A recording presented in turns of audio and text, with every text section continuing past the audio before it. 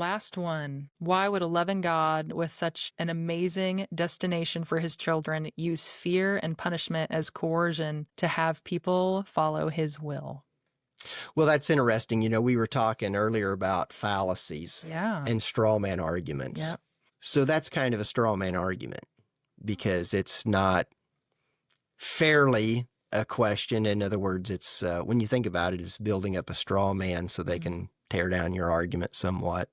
But it's also a fair question. So let's talk about it because I think it's a very important question.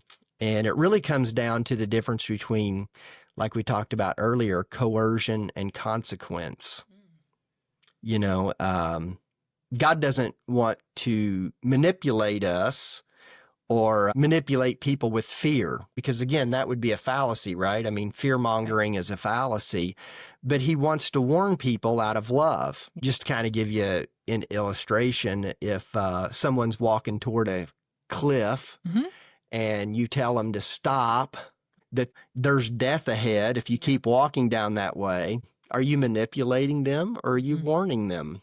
As you turn your head and look at him walking towards, don't tell me what you're being so mean about it. Hey, there's a reason for that warning. It's not necessarily we're trying to manipulate them or control them. We're trying to warn them. We're being compassionate. Yes. Towards them. Right. And so God's warnings about judgment, those aren't threats. They're reality checks. And they show us what happens when we cut ourselves off from our only source of life, basically. I mean, hell isn't what God wants. Right.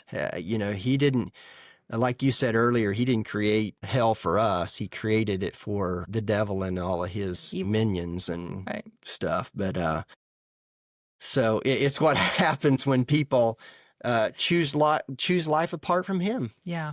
I mean, a lot of people talk about, well, I'm already going through hell. This is hell on earth. Yeah. If you're not living for God, if you're not living for God, this is the only heaven you're going to know. Right.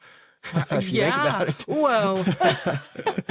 Whoa. Yeah. If you think it's bad now, I don't want to say just wait, because my goal for you is to not ever have to experience that. None of us can even fathom, the level of pain and torture that would be and how awful that would be. And so if it does seem extreme to say, hey, there's danger up ahead,